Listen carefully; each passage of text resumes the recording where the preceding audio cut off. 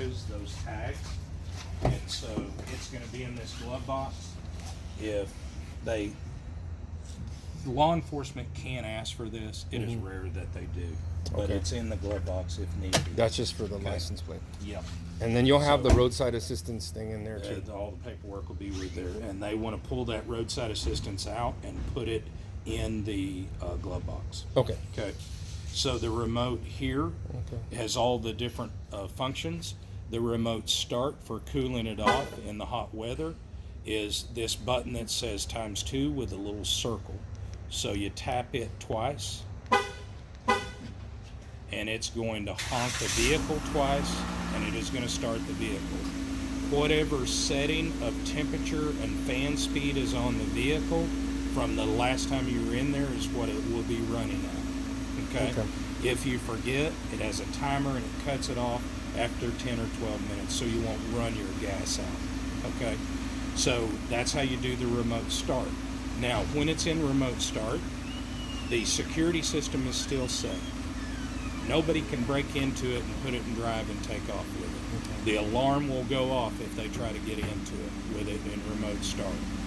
To approach the vehicle and drive the vehicle, you do it the same way. You hit the unlock twice, you take the key, stick it in there, rotate it, and then put your foot on the brake and put it in drive and go. Okay? So that's how your remote start works. If it's in remote start mode, it always locks all the doors. So if somebody wants to get in it while it's in remote start, it needs to be unlocked and the unlock button hit. Okay? Otherwise, they won't be able to do so. Okay? You also have the operation of both power doors on both sides. They are, everything for this remote is ×2. Whether it's the lift gate, the remote start, the sliding doors. So both sliding doors are operational from this keyless. They're also operational from the inside. So you're ready to put your mom in the vehicle. You grab this hand down, not hand up. Because if you do, it'll pinch your hands as it comes down. So you always grab it towards the ground, and it is spring assisted. There is a learning curve to it, so it's just a matter of figuring out how to manage this ramp. But it's spring assisted, and it only weighs about 5 pounds with the spring assist. The ramp actually weighs about 40 pounds, but with the spring assist, it's easy to do. You come down, you put the ramp down, and when you load her in the van, ADA recommendation is to do this. A lot of people don't like doing that. I think it's okay to go this way as well. Okay? So if you want to push them up this way, just make sure you got good shoes and you're not doing it in sandals or flip-flops. Right. So when you are loading your mom, the worst thing to do is pull up to this ramp and stop here and then try to start pushing again. You want a rolling motion. You don't have to go fast, but you want a walking motion, and you hit the ramp. The ramp is plenty wide for this chair. If somebody was off, way off, and they hook the wheel on the outside of this lip, it's just going to tilt. It's not going to fall over. Okay? So all you do is get square to it. You start walking, and you keep walking. And very important, you dip your head. You don't want to bang your noggin on this. Right. So it's a motion of walking at the ramp. Continue to walk, dip the head, and come on up in here. Then you're going to rotate her around and back up here. And you're going to center her here. Law says she must be facing forward.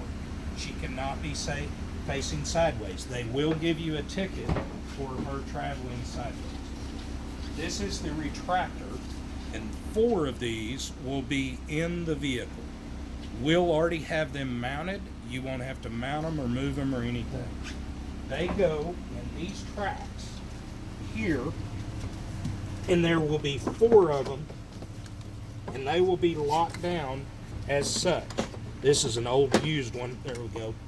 So there will be one here, one in this back corner, opposite up front, and opposite here, back here.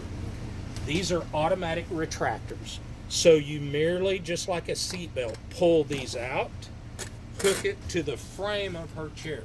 Okay. You do not hook it to the wheel or the footrest. On that manual chair, there is going to be main tubing that comes together and makes a 90-degree in each of the corners. That's where you want to hook that hook, okay? Because that's to the frame of the chair, and in an accident, it's going to stay hooked. Not to the wheel, the spokes, or the footrest. Okay? So when they receive the vehicle, 4 of these will be in here. There will be a seatbelt apparatus that will be attached to the floor here, and you bring her in, you lock the brakes on her chair, and it's usually easiest to put this seatbelt on first. So you go around the chair and her. When the seatbelt is on her, you want it at her lap. You don't want it over the arms of the chair. So if she has a floating arm, you go in underneath the arm and buckle it. If she has a solid arm that has the arm turned down, you need to take the belt, go underneath the arm, pull it across, and buckle it. So it needs to be tight to her. Yeah, and just snug. It Snug, doesn't yeah. have to be super tight, but you do want the slack out of it. So now, this thing has airbags all the way around, and this is a tensioner type belt. So if the brakes are hit, it's going to stop it, just like all the others do. So this functions just like a regular seatbelt. There is a height adjustment here for her comfort. So you can go up and down here. You squeeze these little triggers on each side and go up and down and set it. And then, so if she says, hey, it's too low or too high, that's what that adjustment is for. The seat belt on this side looks like a regular old lap belt, okay? And this is a factory buckle and goes into the buckle. Okay. So, but when it comes, the 4 retractors will be there and the seat belt will be there as well, okay? So we're gonna close up. We're going to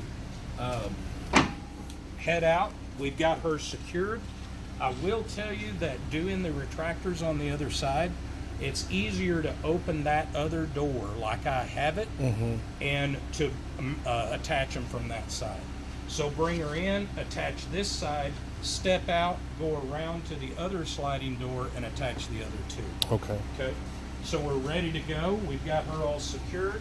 I'm going to take this and I'm going to raise this, and I'm not going to keep raising it like this. What that does is it's going to snap and jerk you. So it's a learned motion, and you will get it after 2 or 3 times. But I just raise it, and what I do is I kind of bring it up, and just like that. And you'll see that fold just kind of starts you. And then you just push it towards that. If you lose grip of it, it doesn't hurt anything. And it's got rubber stops where it won't bang or anything like that. But generally the motion, you'll just walk it up there and you'll lay it down like that. Now the door is ready to close. You can close it with your remote. You can close it. If Diana or whoever is up front, there's an overhead button to push it to close all the doors and the lift gate as well. So, but you can close it, these doors, outside just by pulling out on the handle, and it will close the door. So they're power from the keyless remote, power from inside, and power from the outside. Same back here. You have a button here. If you do not have the remote with you, you push this button, it will start beeping, and it will close the hatch. It has safety reverse on all the sliding doors and the tailgate, so it won't break anybody's hand, okay? This seat, you can flip it down and it does recline. So there's a recline tab on each side, and to do the seat, you pull this little number 2 right here, and it folds that down. If you want to pick it up, that's the reason for the strap, and you just go like that, and then you can recline it. These headrests, if they're in position and they're blocking your view and you want them out of the way, there is a tab on each side, and you pull that and it puts those down. Okay? So we'll let that. Oh, one more thing. These are manual straps.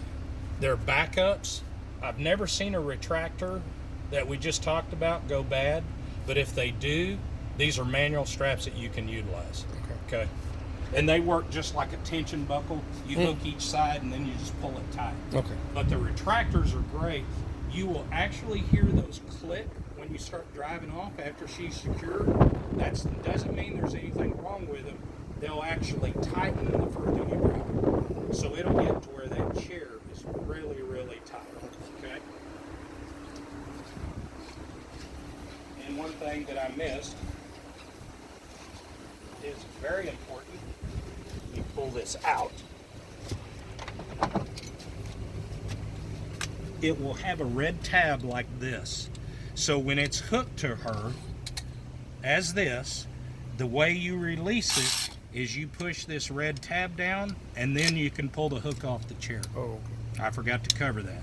So each one will have a red tab, and it's not tripped right now because it's not pulled out, but when you pull it out, it engages it. Okay? So that little red tab has to be pushed. Okay? That clicking noise that you hear is normal, and that's that click after you secure her and lock her seatbelt in.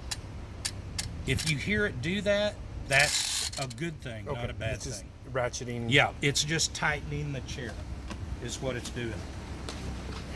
Okay? So same thing on this. Just pull on the handle and close it. I'm going to close this back here. It's still running in the remote mode.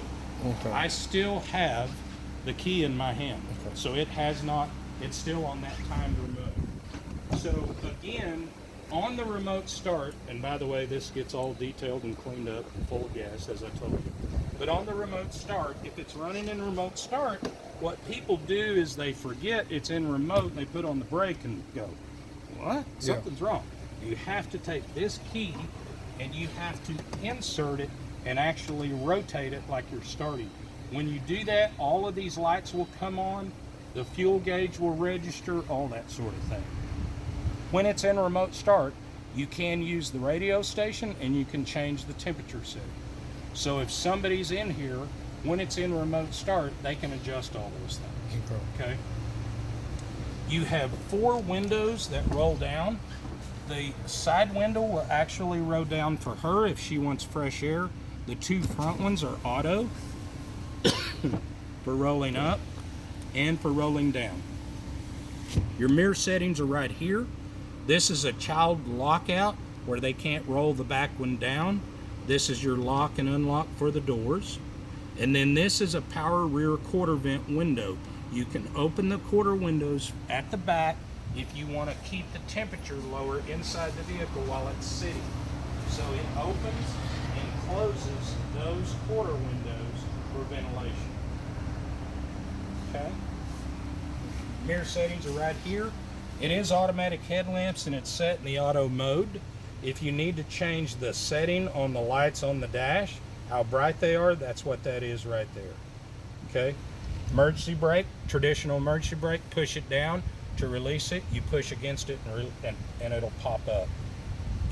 All of your vents do have shut off, and you do have tri-zone heat and air. So you can have temperature for each front passenger and driver seat and for the back as well. So if mama wants it colder or hotter than you can do so. You can control the rear air, and there is a controller overhead right there. And it says rear, and when you turn this knob up front, it passes the control back to her.